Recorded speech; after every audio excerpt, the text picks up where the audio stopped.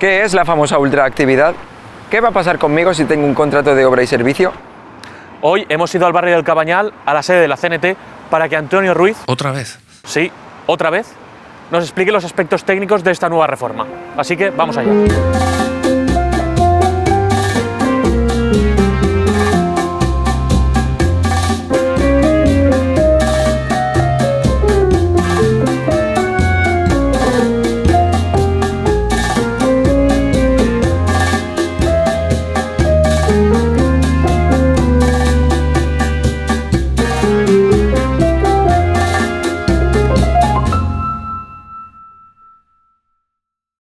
Buenas tardes, Antonio, otra vez aquí de vuelta en la Canadiense. Muchísimas gracias por acogernos aquí en la sede de la CNT en Valencia. Hoy tenemos un tema chulo, la reforma laboral, que está suscitando tanta división de opiniones. Y nada, pues queríamos analizar un poco los aspectos técnicos con un lenguaje más accesible hacia todo el mundo, ya que tanto Juan como yo nos hemos puesto a leerla y no nos enterábamos de nada. Así que nada, si quiere dar Juan primero la primera pregunta. Sí, la primera pregunta, queríamos entrar un poco en el tema, era ¿qué validez tiene una reforma laboral y desde cuándo empieza a aplicarse? A ver, esta reforma laboral en concreto se aprueba por Real Decreto Ley, que es un instrumento legislativo que tiene el Gobierno, y empieza en vigor después de la publicación en el BOE. Por lo tanto, está vigente. Esta reforma del Estatuto de los Trabajadores, que al final una reforma laboral es una modificación del Estatuto de los Trabajadores, para que todo el mundo lo entienda, está vigente desde el día siguiente en el que salió en el BOE. Ahora bien, hay dos cuestiones importantes. Una, que tiene que ser convalidado en el Congreso de los Diputados, en el Parlamento, ¿vale? Y es lo que estamos viendo en la actualidad, que el gobierno de coalición está teniendo serias dificultades para conseguir los apoyos parlamentarios. Y por otro lado también la propia reforma laboral establece como una especie de condiciones para que algunos tipos de contratos anteriores a esta reforma puedan seguir vigentes. Aunque la reforma está ya en vigencia, hay los contratos de obra o servicio firmados antes del 31 de diciembre, continuarán su duración como si se rigieran por la normativa anterior. Es decir, ¿la reforma laboral tiene efecto retroactivo?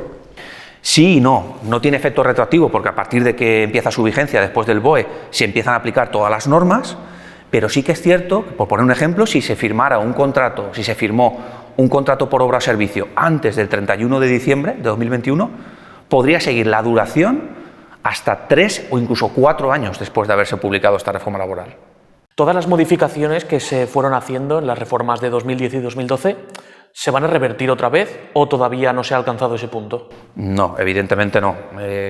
Consideramos que es insuficiente y que desde el primer momento que se decía o se venía diciendo que se iban a derogar la reforma laboral de 2012 en su totalidad. Luego, más adelante, ya se decía que solo se derogarían los aspectos más lesivos. Al final hemos acabado por pequeñas modificaciones de aquella reforma laboral. Por lo tanto, no se han recuperado todos aquellos derechos. Hay muchas cosas que quedan por hacer y es totalmente insuficiente para lo que se venía diciendo desde el principio. Una de las principales críticas que ha habido sobre la reforma laboral es que no se ha modificado la indemnización por el despido. ¿Por qué se critica esto?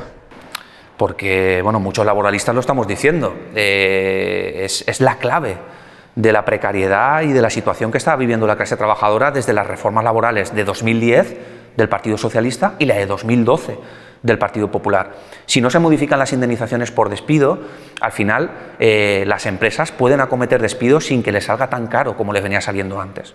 Recordemos que antes de la reforma laboral de 2012 del Partido Popular, la indemnización por despido improcedente era de 45 días por año trabajado. Y después de 2012 se bajó a 33 días por año trabajado. Si esto se mantiene, evidentemente los empresarios funcionan por interés económico. Si no les sale caro acometer despidos, lo van a seguir haciendo. Por lo tanto, era una modificación clave que nunca ha estado encima de la mesa de este gobierno de coalición, ni con los mal llamados agentes sociales. Y entendemos que es una cuestión prioritaria. Si lo que queremos es acabar con la precariedad, que es lo que viene diciendo Yolanda Díaz, ¿no?, en sus intervenciones, y lo que queremos es también reducir la temporalidad, lo que hay que hacer primeramente es que a las empresas les salga caro despedir y sobre todo que si incumplen la ley les siga saliendo más caro. Por lo tanto, deberíamos haber recuperado esa indemnización de 2012. ¿Hay diferencias entre la indemnización por el despido en un contrato indefinido y en un contrato temporal?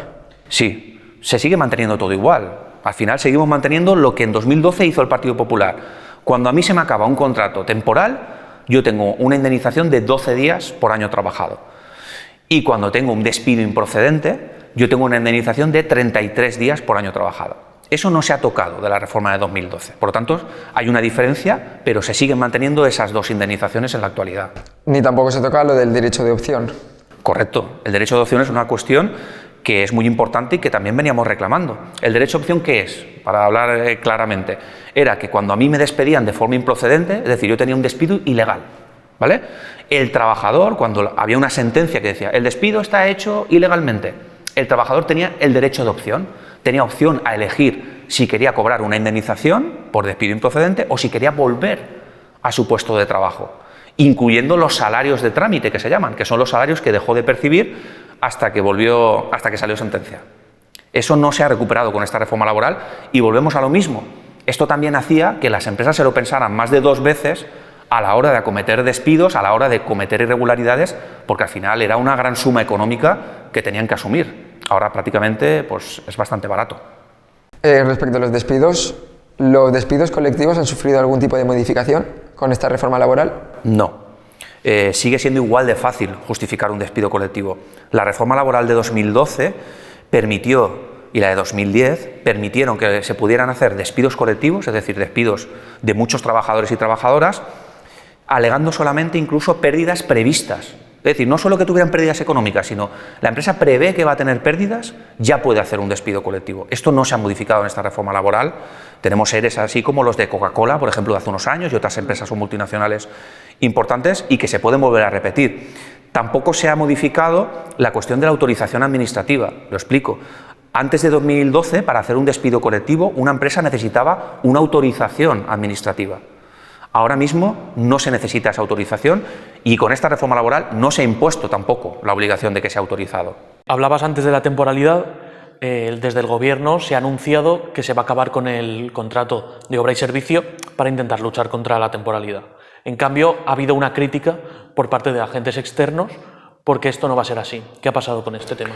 A ver, en primer lugar hay que decir que es una buena noticia que se derogue un tipo de contrato temporal que además habíamos detectado que tenía muchísimo uso fraudulento, ¿no? La mayoría de trabajadores que eran contratados por contratos por obra-servicio pues hacían diferentes servicios, diferentes obras y en realidad deberían de ser indefinidos.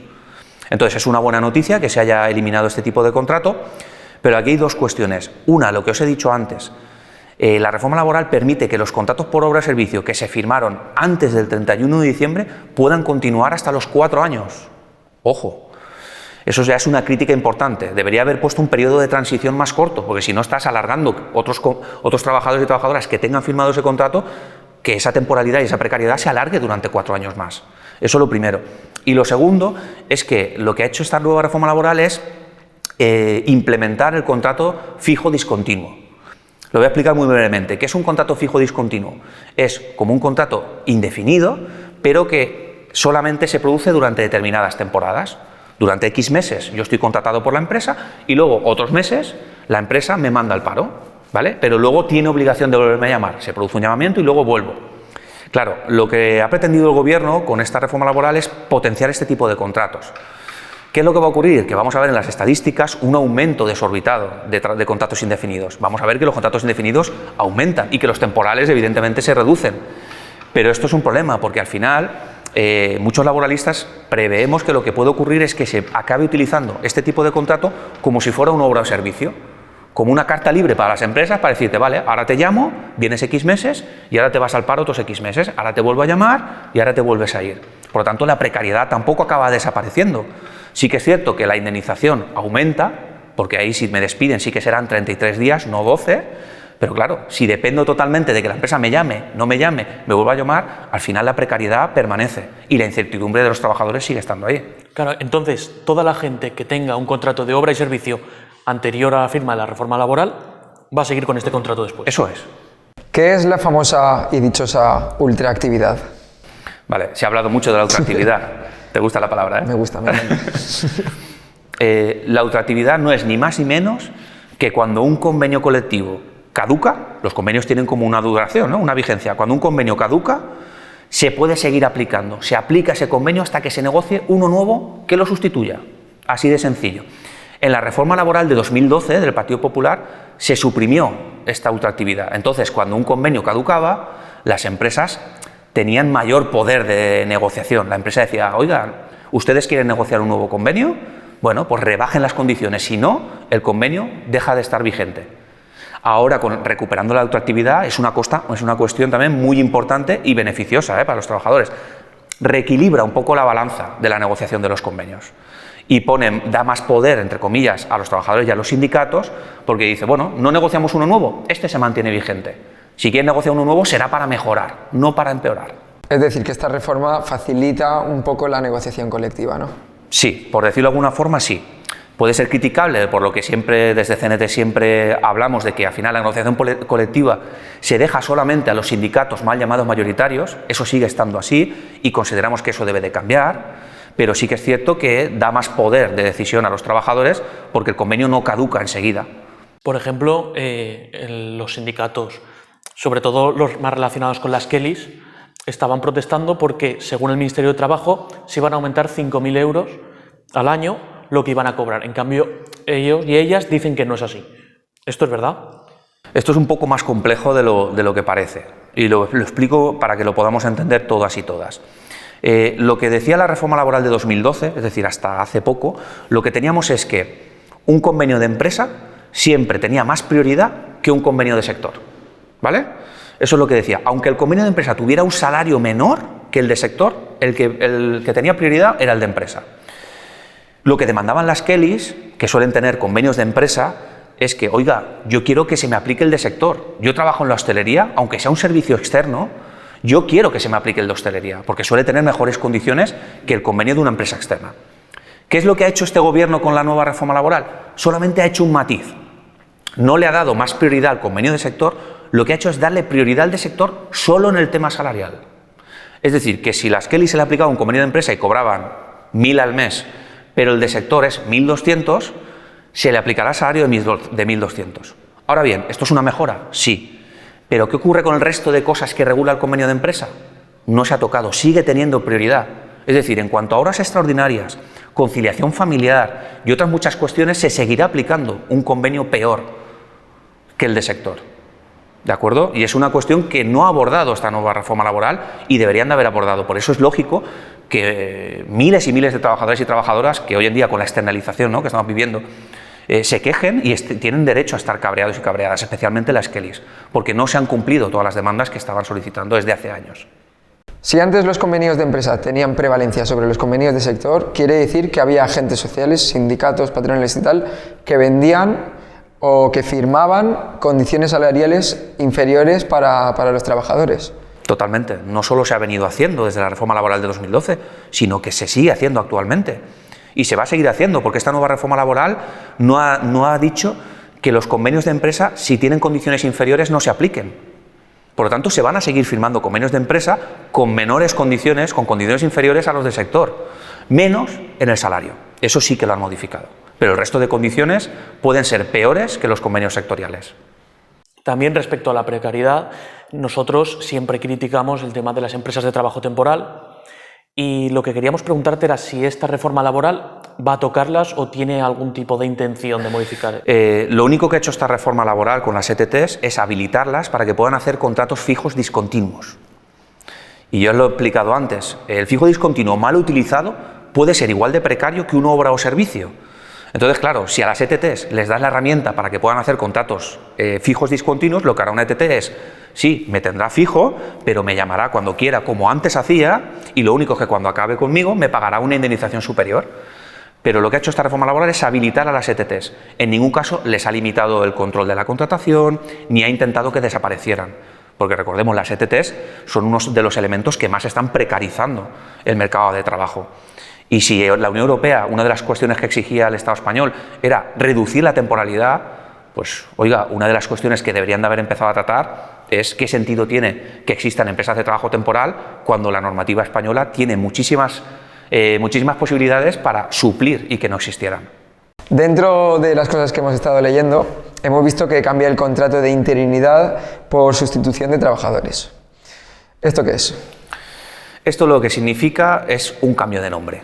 Y ya está, no hay que darle más vueltas. Es decir, antes había un contrato que se llamaba de interinidad que permitía a las empresas que cuando una persona estaba de baja, maternidad, paternidad, excedencia, con reserva de puesto de trabajo, pues que el empresario podía contratar a una persona que la sustituyera.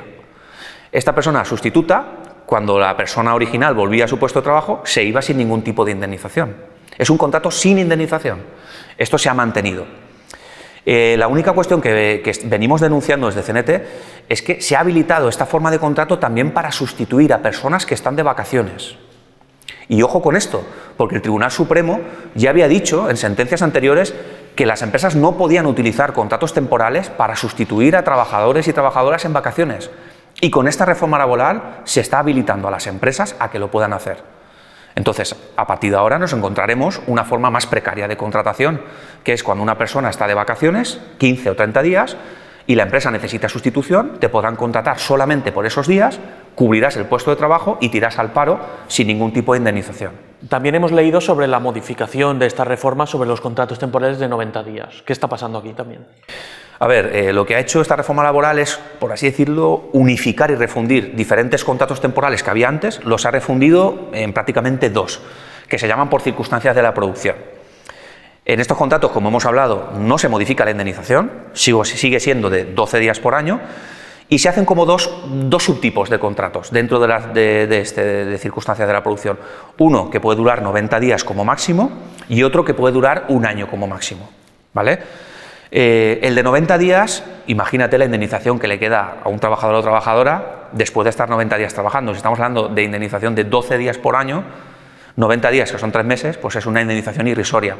Estos 90 días las empresas van a poder utilizarlo pues a su libre albedrío, ¿no? Según necesiten, 20 días, 30 días. Lo único que dice esta reforma es que esos 90 no pueden ser consecutivos, ¿vale?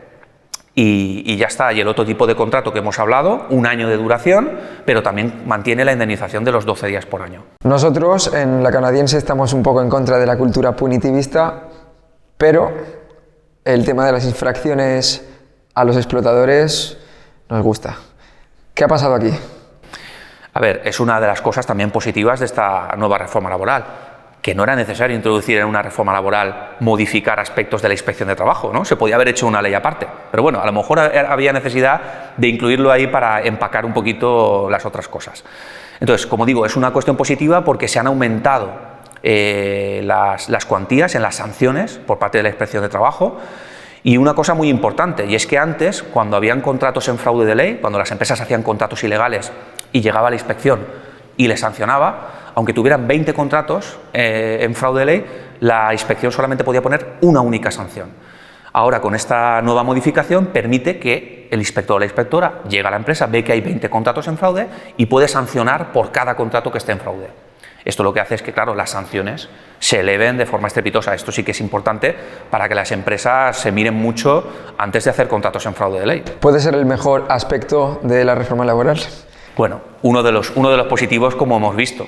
A ver, todo tiene crítica, ¿no? Podemos también hablar de que la inspección de trabajo, por lo que nosotros, nuestra experiencia, está limitada totalmente de falta de medios y personal. Entonces, claro, sobre el papel es muy bonito, pero si no hay inspectores y inspectoras suficientes que puedan presentarse a las empresas y que puedan detectar estos contratos, pues va a ser de difícil aplicación. Una de las cosas que más criticamos desde la canadiense es la realización de prácticas, sobre todo a nivel universitario o de formación profesional, en las cuales no están remuneradas. Tú estás realizando un trabajo cuando no se te paga porque realmente es académico y es formación.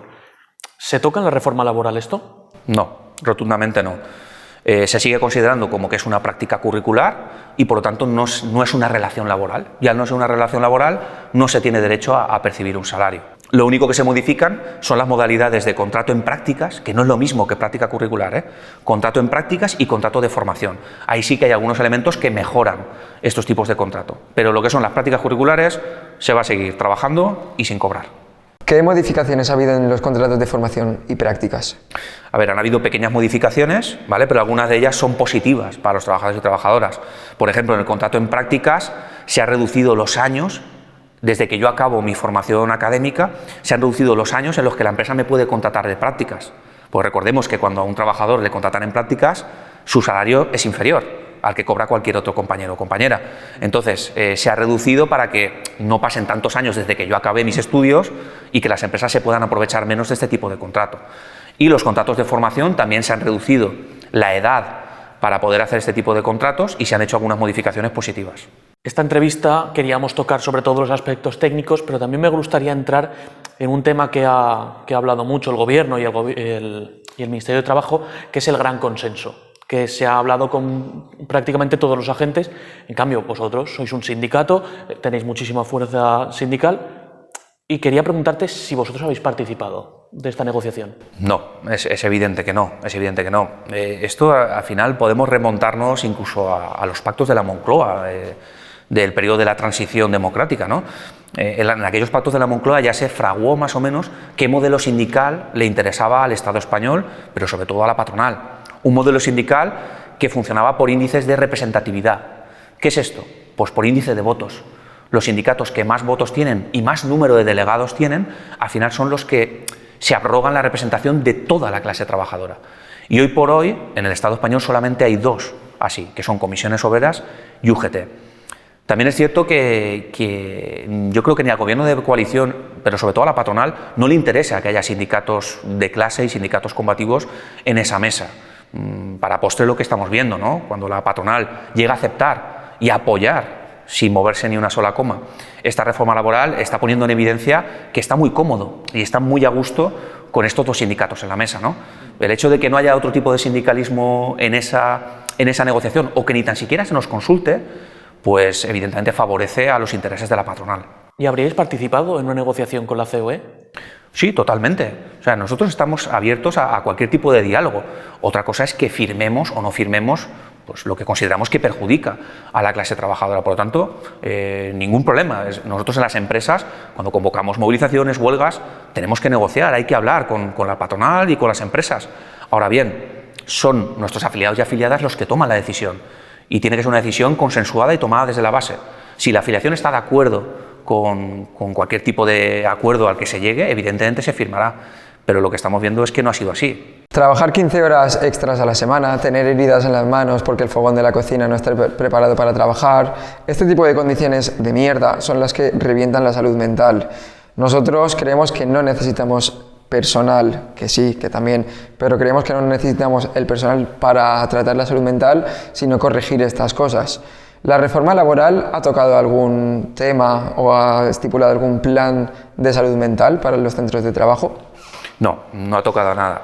Es más, realmente no hace falta hacer una reforma laboral para implementar este tipo de servicios en la seguridad social y aumentar el personal y tener en cuenta esto.